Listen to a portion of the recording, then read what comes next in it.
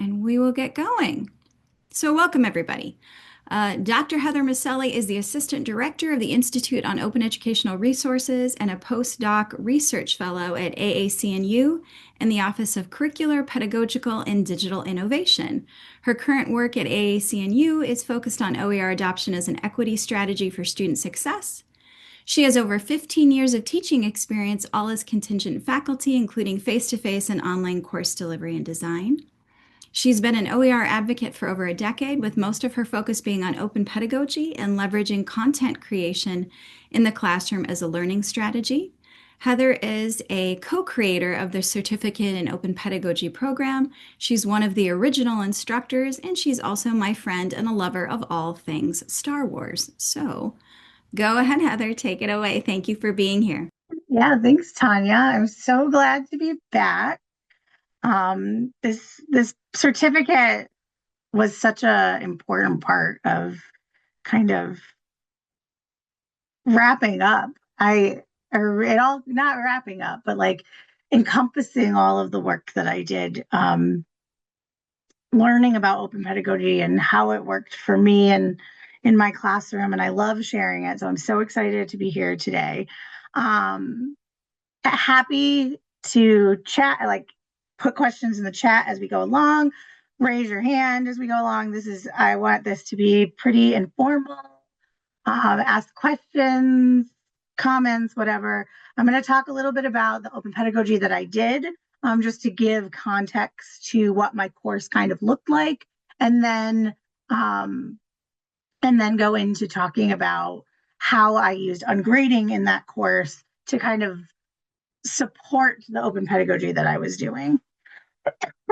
And I apologize in advance. I'm recovering from a stint of pneumonia, so I do have a little bit of a cough. It's finally starting to disappear, but if I just randomly cough, that's pretty much what's going on there.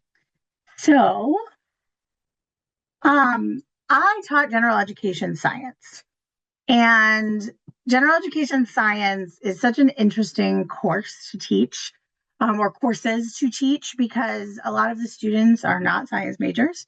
So there's a lot of anxiety around science and math. This is also really common in math classes. And so I taught at Roger Williams University in Bristol, Rhode Island. And the way our general education program was organized was we had 5 core classes that students had to take to accomplish their general education goals. It wasn't like we had a menu of courses. It was you took Core 101, and that was the science class. You took Core 102, and that was the democracy class. And so I had students from so many different backgrounds in these science classes. I had some students that had taken, honors and AP science courses in high school, and were honors students in my classroom. I also had students that the last time they had taken a science class was like their sophomore year of high school. So you run the gamut in these big classrooms. And the nice thing about the course is that it was designed so that faculty got to choose their passion, teach to their passion. So there were only 2 major learning objectives in the course: talk about science and learn the scientific method. In much more flowery language, but that was pretty much it. We just needed to get them talking about science, and they needed to understand the scientific method. So I had a lot of freedom in this course, and I always kind of preface that and contextualize it, because I know a lot of people don't always have that much freedom. But because of that freedom, it gave me the opportunity to explore lots of different pedagogical strategies and lots of different assessment strategies. I always tend to dive in to the deep end and do things big, go big or go home. But I hope that you can kind of pull small pieces out of this as we go that you could potentially apply in your classrooms. But one of the key things that really led me to using open pedagogy and using ungrading was trying to reduce anxiety. in my class and trying to get my students to feel like they had a sense of belonging, not just in my classroom, but in science in general. And so, this was me responding to a student. One of the first assignments that I would give students was pre-course reflection. So tell me about your science journey, essentially. And you can see your story is common. Lots of students loved science until high school, when it was about curiosity and learning about things you wanted to learn. So I hope my goal was always to make my class a place for curiosity to bloom. Like curious is one of those words that I kind of live my life by. If you're curious, the world is such an interesting place. And so I always tried to kind of encourage that among my students. And so I really went into open pedagogy as a form of care for my students, to give them the space to, shift shift the student and emphasis from consumption of knowledge to contribution of knowledge. So like a lot of my students they didn't think that they had a place in science, like I said. But everybody can learn science. Everyone can have an opinion on science. Everyone can, science impacts all of us. So you're not just consuming science knowledge. They can actually produce it. And that's kind of where I landed when I started the Open Pedagogy project. So I'm going to drop the link in the chat for the website. The Open Pedagogy the Core 101 Open Pedagogy project is a series of 12 websites that are published through Google Sites. My students, these are completely student authored. And each semester, the students would choose a piece of a larger topic and create a page on it. And I was really inspired by the idea that, science textbooks are written by scientists. It's hard to hit the right level, again, because I've got a million students at different levels. But what if students wrote the textbook for other students? Like, they're going to know what other students are interested in. They're going to know how to write to other students. They're going to know we can contextualize it in the world that we're actually living in. And so that's what these websites tried to do. And so, for example, the most robust of the pages is the space exploration page. And it has 42 different student authors over the 8 semesters that I did this project, 12 different sections of the course.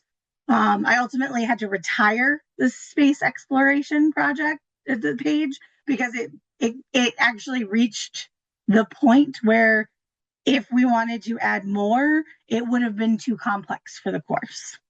But the students, these were completely student-driven projects. So all of the content on these pages were developed by students. So on the space exploration page, they started with exoplanets, I think. And so there's a whole page on exoplanets, or a whole section. Then the next semester, they wanted to talk about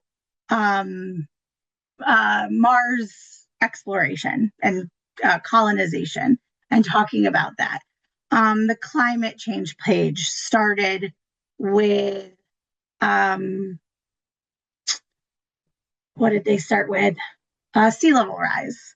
And then the next semester, the group added the impacts to the Arctic. And then the next semester, a group added extreme weather events. So every semester they were kind of adding and kind of reiterating, iterating what was going on each of these pages.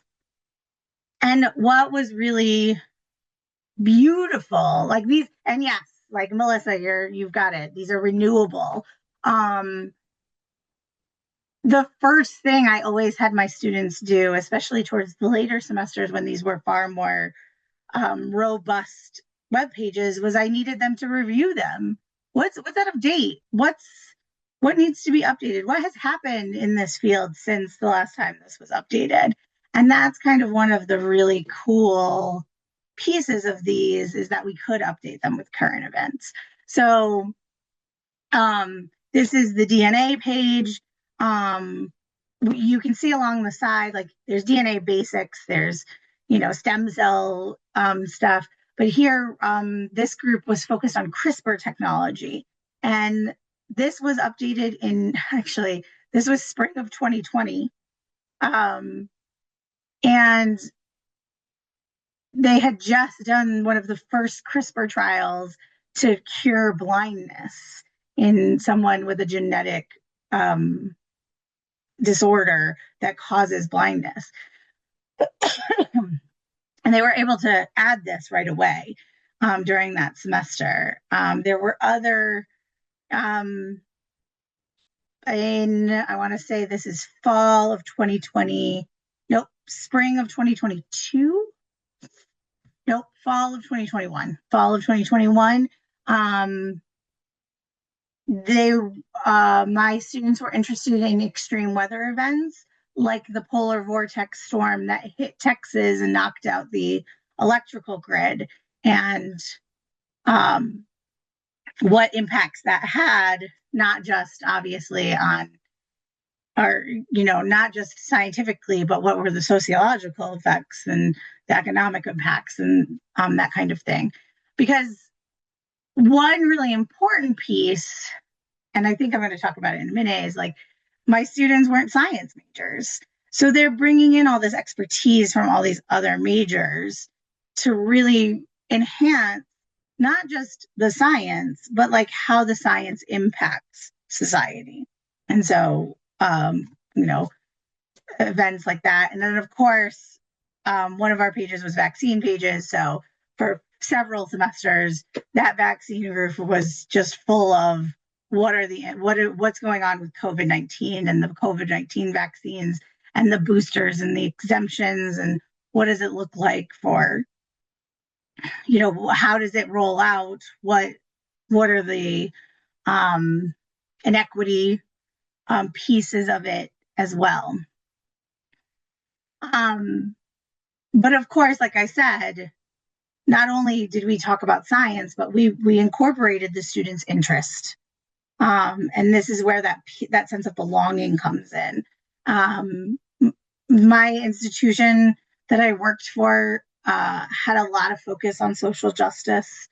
So it was very easy to bring this into the classroom.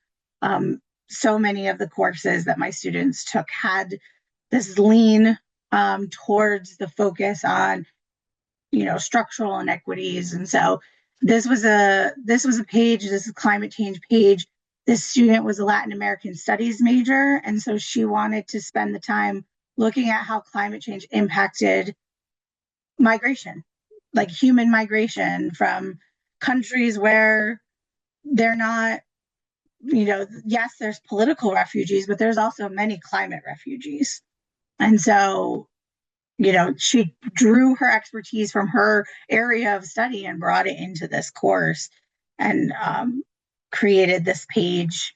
I laugh about the AI page. Just for context, I stopped teaching in spring of 2023.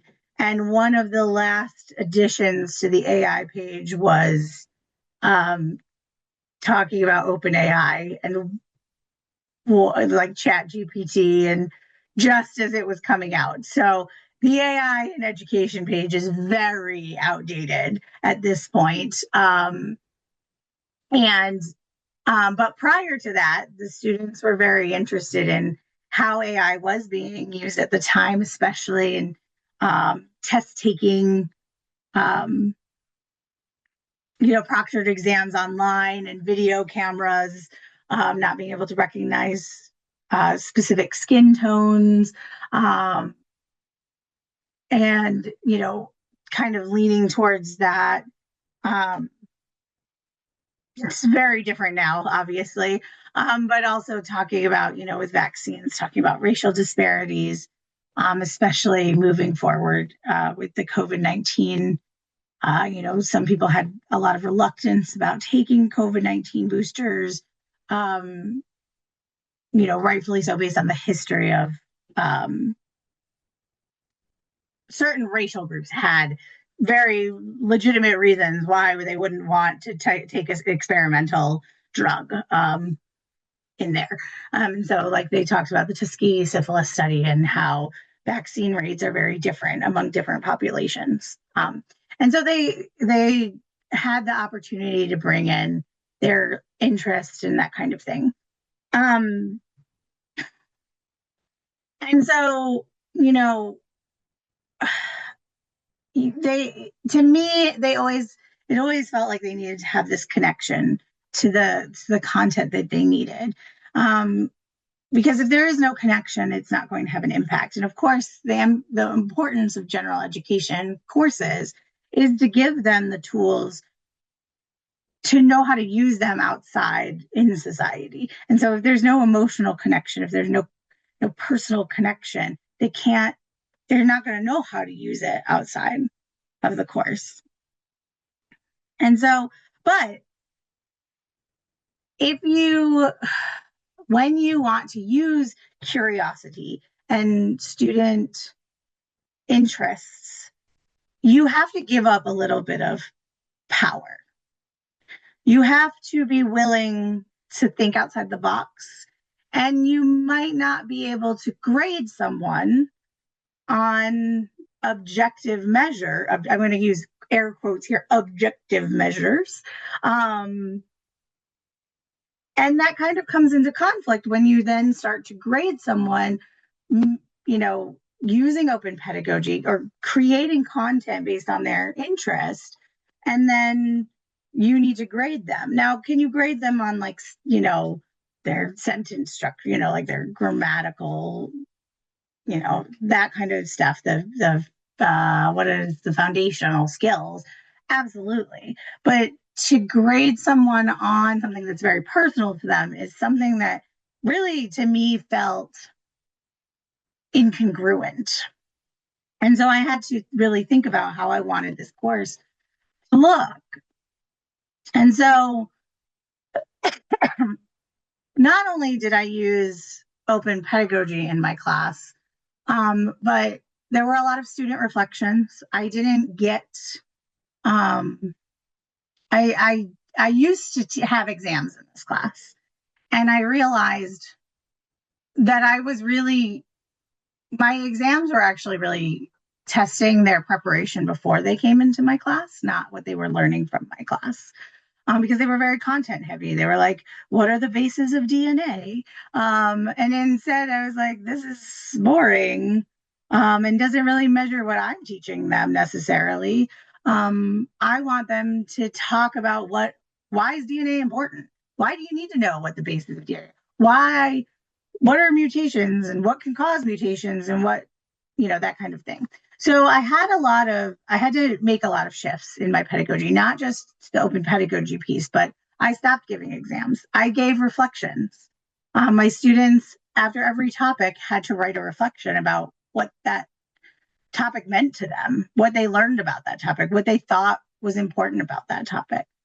Connect that topic to something else in our class, in our course, in your life, that kind of thing. And when I started making a lot of these pedagogical decisions, it then called into question the way I was assessing, because if you're student centered in one way, it's hard to not necessarily be student centered in another. And to me, traditional grading structures are not overly student centered. They're very instructor driven. And so I felt like that was something that I had to grapple with for a very long time.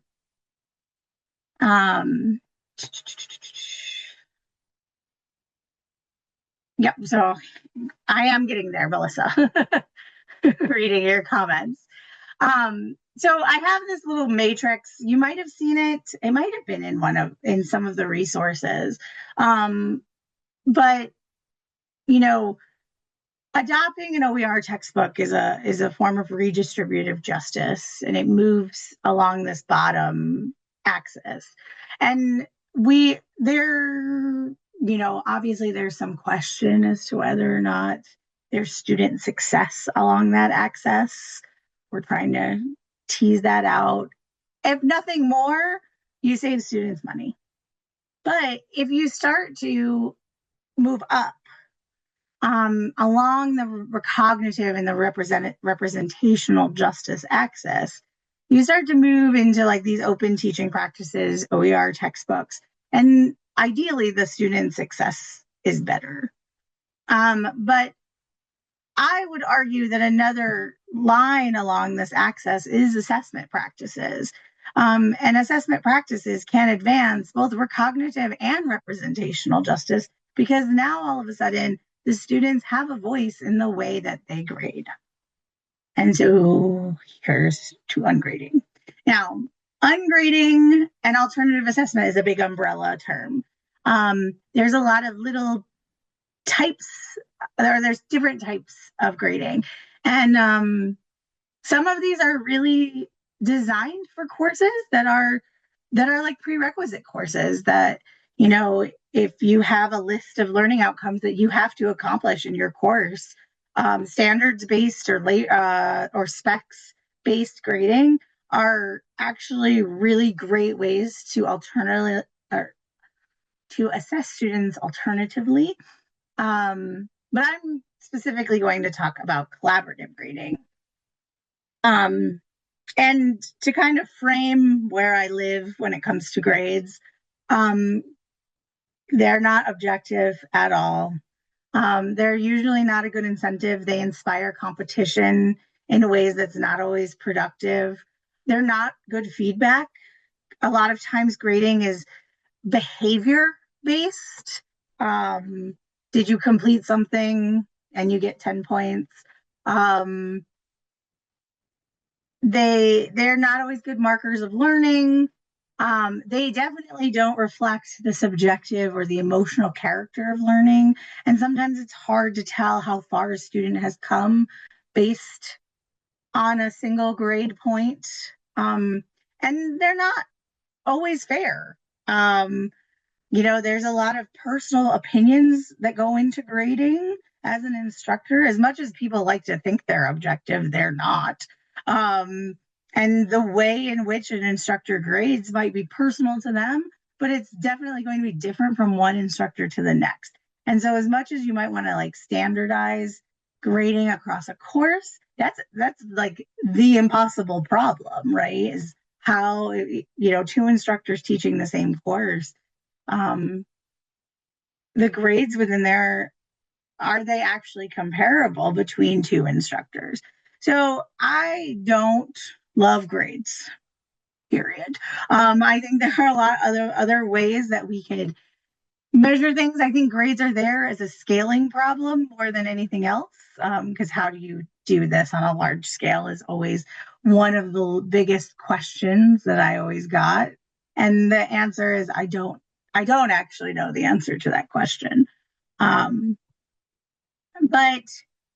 if those things are about grades are true, they're kind of in conflict with the principles of open pedagogy. So if you're using open pedagogy and you're traditionally grading, there's, like I said, there's incongruence. It doesn't feel good to grade on a rubric when a student has taken the time to talk about something very personal to them, or taken an extra step out of the box to accomplish something in your class that they might not have if they were, just taking a test. So I used what's known as collaborative grading, and collaborative grading is it's based on a relationship between the student and the faculty member.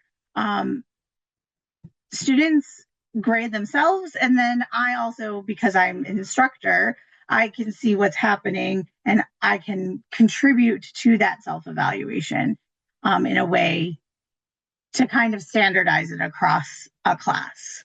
And the most important piece of collaborative grading is feedback. when I say I ungrade, there was always this idea that somehow I wasn't grading anymore. No, you actually do more work when you ungrade. um, because you have to give feedback. You have to give the students something to respond to, something to, um, I mean, like this is very obvious. But instead of putting a point value on the feedback that you've given, you are giving the actual feedback. So, I responded to reflections when it came to their content, like their website content. I actually preferred to sit down and have conversations with my students about, like, I would obviously leave comments in their work, but it was more of a conversation. It was, I like to do verbal feedback was always far more easier for me to do. Um, but the students just have to have something to kind of grasp onto to either know that they need to um, improve, or if they need to, um, or if they're hitting where they need to hit. Um, there were no points, no grades. For things like their self reflections, I say no points. I did grade, not grade, evaluated on a 0 to 4 point scale. And it was like 4 was an excellent reflection. Like you accomplished all of the goals. But the point wasn't to average their reflections at the end. The point was, if you start at a 2, by the end of the semester, if you're consistently giving me 4s, you've done a good job. If you start at a 4 and you do 4s the whole time, cool, awesome. If you start at a 2 and you're still giving me 2s at the end, we're going to have a question when you tell me you deserve an A in the class, because you haven't really reflected to the point that I've asked you to. So it was never about taking a collection of points to average them across a course. It was to see the trends. Are you improving? Are you taking into account the feedback that I'm giving you to do better? Same thing with their content for their open pedagogy. Did you take the feedback and incorporate it into the final product? And the one thing I want to point out here is that those open pedagogy projects were group projects. So I would usually only have 6 or 7 in a course. So I could really give a lot of detailed feedback because I didn't have 40 papers that I was grading. I had 7 long ones. Um, so it's really so much about feedback and iterating that feedback as well, is making sure that if you do give them feedback, acknowledging when they use the feedback as well. Then I gave them 3 self-evaluation surveys over the course of the term, one at 5 weeks, one at 10 weeks, and one at 15 weeks. And again, these were check-ins. I asked them, what have you been successful at in this class? What have been your challenges in this class? What behaviors are you doing in this class that are good or bad? Like, what would you change? What can you change before the next one? Or what do you need to change? Or what is working for you? And then they would grade themselves. They would give themselves a grade on an A to B, or an A to F scale. And I did this 3 times. The first one is usually a hot mess because they don't actually know what to expect. A lot of them are inexperienced at self-evaluating. Some of them over-assess themselves, some of them under-assess themselves. But so that first 5-week one was kind of that, like, baseline. And so I would have them hit that mark and assess themselves. And I would look at what they'd done so far. And usually um, that first self-assessment required quite a few conversations. I'll be honest, white males overassess. They think they got A's. And I look at them and go, you've not turned in a self-reflection yet. How on earth do you think you have an A? Like, let's be real. Um, Women, students of color, underassess. Um, I can't tell you the number of students that I've done all the work, followed all the feedback, and they're like, oh, I'll give myself a B. It's like, you are accomplishing things based on my feedback, doing the work, you're under assessing yourself. It was a super common pattern. That's why I did it 3 times. Because by the second time, the first one, you catch those. The second time, they're aware. And so by the third, they're very aware of what the expectation is. And so, Tanya, your question is kind of into that one-on-one course meetings. Absolutely. Because this type of grading requires that kind of constant communication, constant check-ins, constant feedback, by the end of the semester, I rarely had to change a grade that a student gave me. And most of the time, if I was changing it, it was going up. I think I might have dropped 1 or 2 students down, just like their expectations still didn't quite match what I was. But it was part of a conversation. It was always, this is why I don't think you deserve an A, but here's why I think you deserve a B plus, 96% of the time, students were spot on, or they needed to go up. And it was usually like, if it was the difference between, like, it was usually the difference between half a letter grade, a plus or a minus in one direction. And so if a student gave themselves a B plus and I gave them a B, I just gave them the B plus. It was always just kind of give the student the benefit of the doubt to their own learning, because it's about their own learning. I only see what I see in the classroom. They are the ones that experienced the actual journey from day one to the final course grade. I can tell you what I saw, but they're the one that experienced the journey.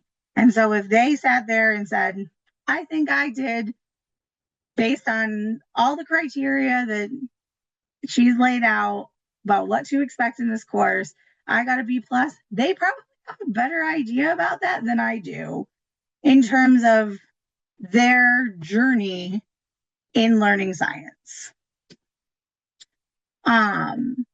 And I did not have, I had students give themselves every letter grade, every semester. It wasn't all I got A's. It couldn't be.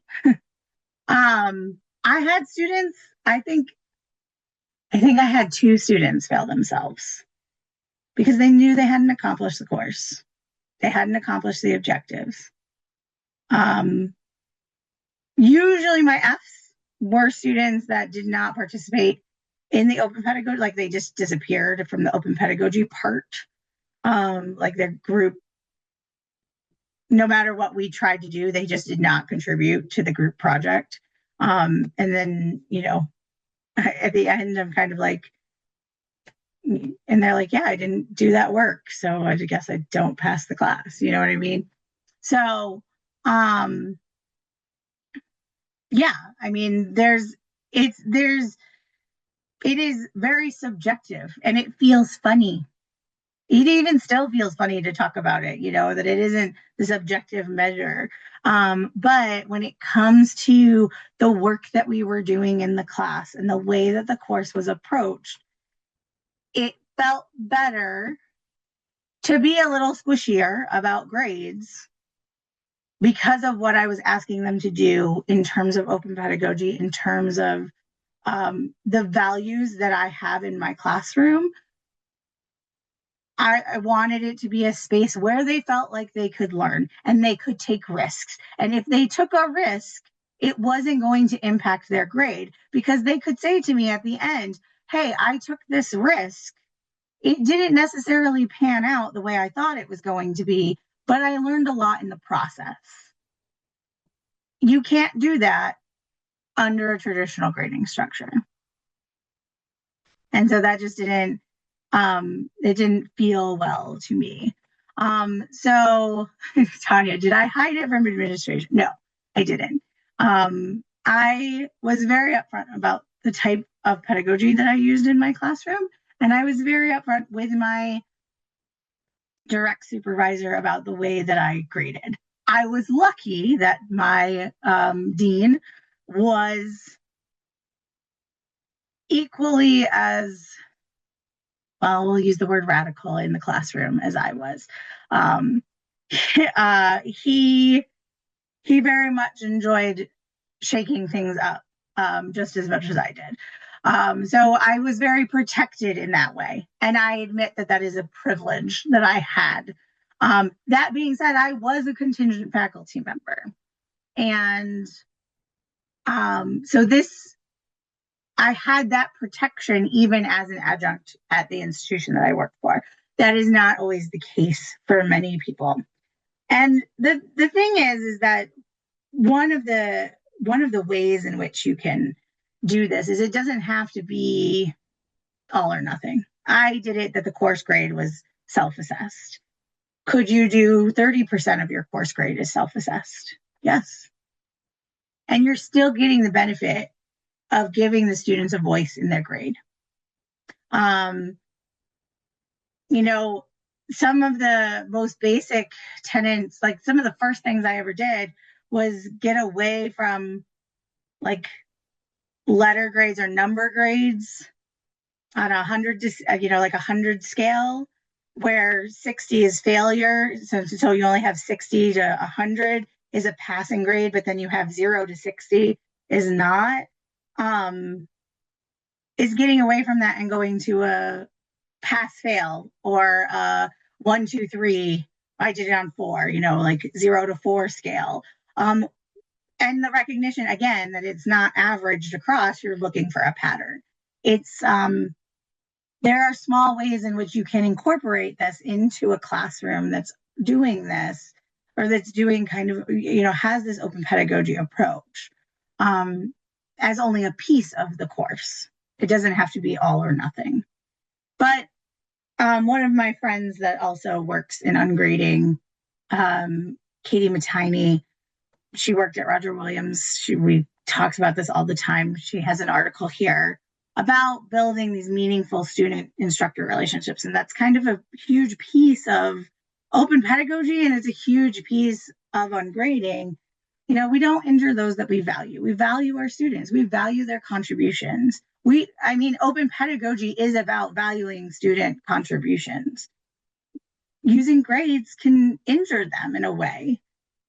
We see control, so giving up that power. We view those that we value more than a number. The whole conversation between what an A student is, what a B student is, what a C student is, it hurts when I hear those conversations. We help those we value achieve their goals. So, we want our students to succeed in our classroom. So how can we help them to succeed? And we foster the passions of those that we value. So obviously open pedagogy is a place where we do this. And part of fostering that passion is giving them the space in their grade to take those risks and explore those passions. Just like some data from spring of 2023, 55 students. I gave them a self-efficacy and science anxiety survey that was created. And I'll have the slides for everyone. There's resources and stuff in here. You can see their self-efficacy insane from 6.17 to 7.87. That's 2 points. 2 points of self-efficacy from the beginning of the semester to the end of the semester. And their science anxiety dropped a whole point. I mean, to me, that's an accomplishment. If suddenly they're far more confident about the skills of science and they're not feeling anxious about it, that's a win to me. And so kind of taking that matrix and turning it into a cube, into a 3D, alternative assessment is just another axis of that pedagogical equity and incorporating representational justice, because you give the students a voice in their learning.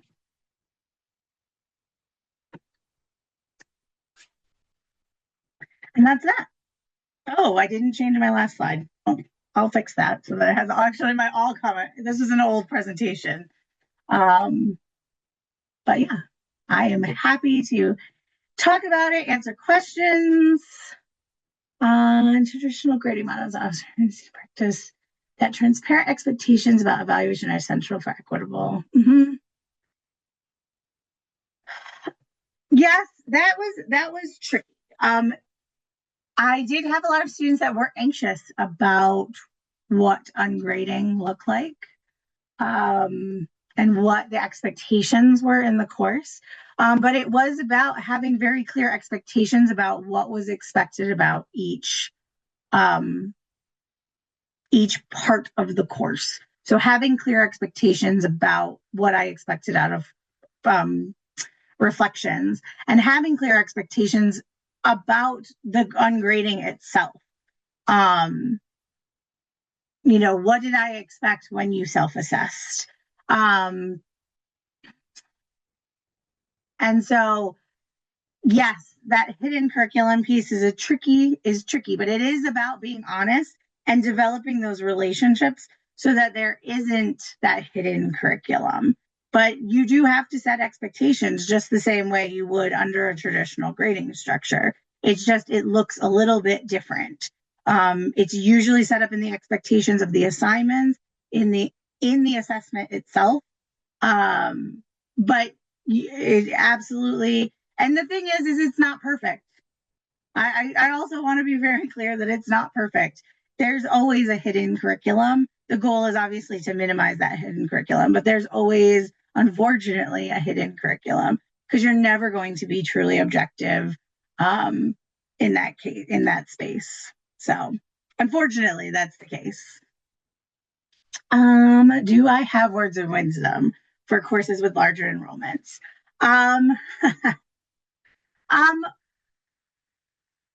For larger enrollment, like I said, this is really hard to do, scaling. But sometimes it is, choosing, the pass fail and reducing the scale points of something helps for assignments that are kind of repeated over the course of the semester. Feedback meaningful. One thing I learned, and I learned this from teaching online, is meaningful feedback is important, but so is my time. And ultimately, I use the same feedback on a lot of students. And so having a bank of, I'm going to stop my sharing, having a bank of responses for certain things was always helpful.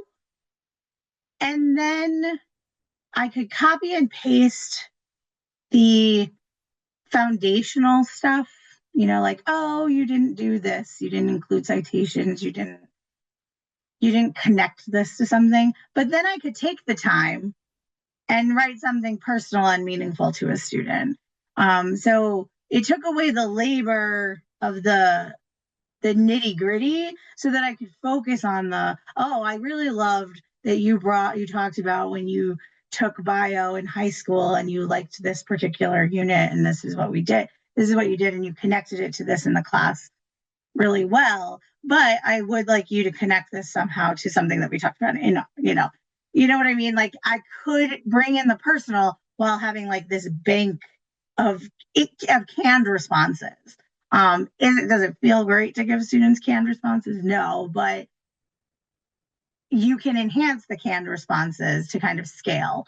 Um, uh, Otherwise, trying to do it on large scale is very difficult. I do have friends that, they use this in their introductory bio courses. Um, and they have whole systems to make it work, to make sure that their 60 students that they have every semester hit certain learning objectives at not, they're at like one of four levels. And it has to do with the way they answer questions on tests. And it takes time. Unfortunately, like any good pedagogical implementation you choose, it takes time and labor. And those aren't always things that we have buckets of.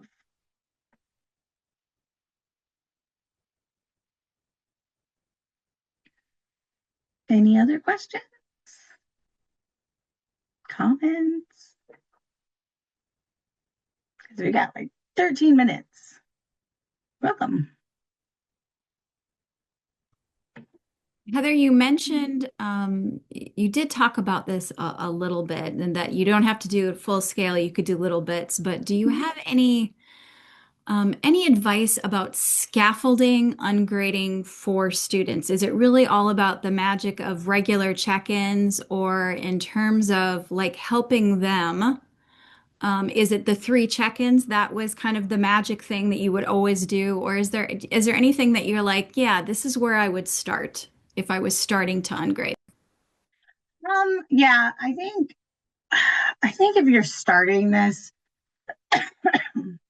starting self-assessment, I think self-assessment is important to any class. To me, it was so intriguing to see what my students thought about their learning. And I feel like there's value even under a traditional grading structure to have a piece of it be self-assessment and have those regular check-ins, because not only did the check-ins serve the students, they served me. I could see what they were taking away. I could see where I was dropping the ball in giving them feedback, in giving them structure, in giving them content that they wanted to explore. Like, I'm always of the opinion that the more communication between a student and a faculty and an instructor is always going to be beneficial. Always. Um, and if you start there, it doesn't even have to be. I mean, I think making it worth the student's while to do it well and making it part of a grade is important. Otherwise, they will just, you know, do it because it's busy work, and they won't actually reflect upon it. So to me, making those check-ins is kind of important, like I said, um, in any course. So I don't know if this is answering your question or not.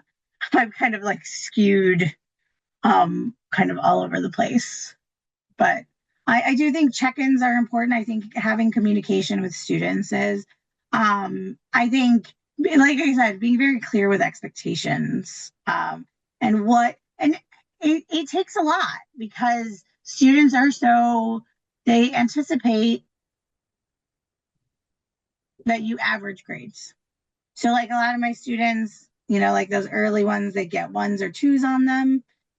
By the end they're getting fours, and they think, oh well, at the beginning I didn't do very well. And I was like, but that's not the way that I'm grading you. I'm grading you on your ability to take feedback and incorporate it and do things better. It's not like a course where, to me, grading across a course,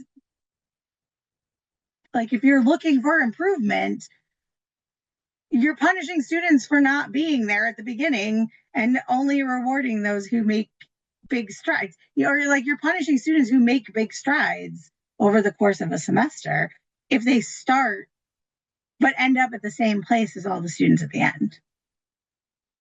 And so why are we punishing students when they first come into a class that they don't understand the content, that they don't understand the way that the instructor is grading, that they don't understand what's expected of them? Why are we punishing them? You know what I mean? So to think, rethink things in a more equitable way is kind of like the first thing that I had to really start breaking down is like, what do I want out of this class? What are the goals that I'm trying to accomplish? And every instructor's goal is different. In my case, it was a gen ed course and it was about preparing them to understand science and society. You might teach a class that is a prerequisite for their entire major. And so, yeah, maybe they do need to know that content right off the bat. And so that's a different conversation to have. But you need to, it's just a matter of being very deliberate about what you're doing in your classroom and why you're doing it in your classroom, being authentic about that and telling the students that. I saw something here for department. This has been so helpful. Dabbling with specs grading. Great. Love specs grading. Yep. Yes. Love it. I love that example. And I feel like, yeah, graduate counselor program, like the goal of that is to just become, like, yes, there's content that you have to know, but it's skills. And skills can always be improved upon. But are you going to punish someone for their skills at the beginning of a semester versus their skills at the end of a semester? You know what I mean? Like this is the kind of thing that I love, and I love hearing that it's been working. And it does say, and Heidi, yes, this will be. I think you can share. I think Tanya, you'll be sharing it with participants in the program in the CERT program. I will. So, and I'm more than happy. Everything. I don't think I had a CCBY on here, but like share away. I'm not protective of anything that I present because it helps people. So, Melissa, I don't know. I know you wrote some long ones in there. Well, I was talking. Nobody's I couldn't read shocked, them. I want to right? make sure I'm a chat person, and you're my fine. apologies. It's the way I process. I was looking at the question that Abby called out, right? This idea. I love the transparency in learning and teaching research Mm-hmm. project and kind of a structure. I use it in everything I do. Um, and I believe we talk about it in the course, but just a real quick overview. This is tens of thousands of students in a well over a decade research study, and they're showing time and again that if you're clear about what is the reason, what's the purpose of the thing you're asking them to do, what exactly is it you're asking them to do in terms of the task, which you can still do and with open pedagogy and still leave lots of choice, but also giving them the kind of resources and guidance and so on. And then finally, how am I going to be evaluated? And that part is always linked in with what are some examples that I can use or a thing that I can use to evaluate with those criteria, right? Um, so I think Abby's point about this is that, and it comes back to your point about hidden curriculum, right? I don't think that ungrading is explicitly about, you know, I always joke about the grading approach that's smells like a bee, right? That's not helpful for anybody. And I don't think that's what you're calling at. I think what you're saying is, here's what we're hoping you're going to accomplish in this class. Let's take a look at how other people have accomplished this in the class. And that was part of my question about uh, jumping into an existing item on your core one-on-one page, getting a chance to go, all right, if this is what we're supposed to be doing, how do I see that manifested here? And what ways can I not only contribute to it, but also demonstrate that I'm accomplishing that as well? So that kind of clarity that comes with a tilt structure, I think can be accomplished very nicely with ungrading, because then they can go back and say, did I show this? Do I feel that I have this outcome, like, accomplished? Do I see my own competence there? So I don't think they're mutually exclusive, but I think it's really tricky for people to get past that feel that it's, oh, it's vibes. It's more than vibes. So Not vibes. I mean, I'm not going to say it's not vibes, but like, um, there were expectations. They were very clearly outlined for the students. It's just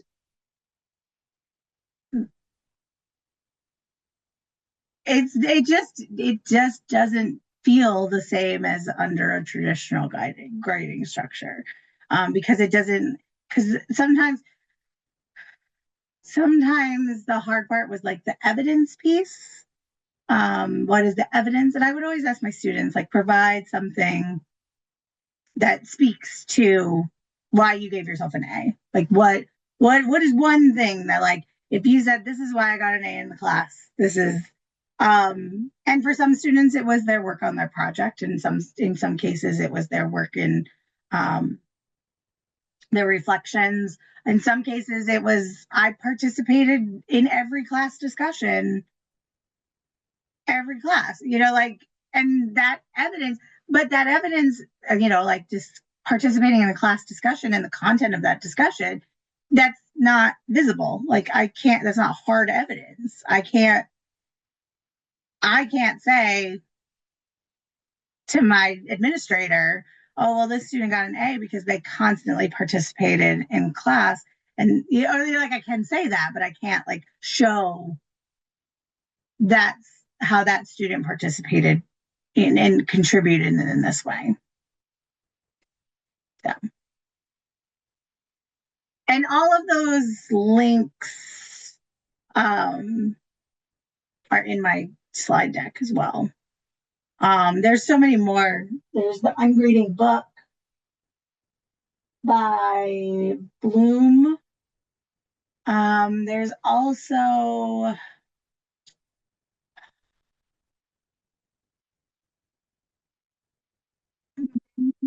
there's an open book about it. I'm trying to remember what it's called. Here it is. It is Crowdsourcing Ungrading. Here, I can put that in. I have an article about this in that book as well. And yes, Heine seat is hardly an indicator of authentic learning. Same thing, with students being able to, take a quiz in a online course a dozen times. You know what I mean? Like, sometimes our grades are behaviors. And I learned about halfway through my career that at some point I was grading more behavior than I was grading learning. And that I had to shift the way I was thinking about the way I was teaching, the way I was, what was the purpose of the course that I was teaching? And sometimes, we walk into a class, I'm a science teacher. I came from high stakes tests where 50% of your grade was your midterm and 50% of your grade was your final exam. And no matter what you did the rest of the time, that's it. It was just those two pieces of information that gave you your grade in the course. That's the world that I came from. So when I started teaching, I taught a lot of the ways that I had been taught. And so unlearning kind of the traditional structures of my field of study was actually a huge part of my growth as a teacher. What is the purpose of a course if not for students to succeed? Thank you so much, Heather. This was super helpful, and I will be sending out the video to everyone. So thank you so much for sharing with us, and thank you for your time, and thanks everybody for coming. Thank you for having me. Bye, everybody.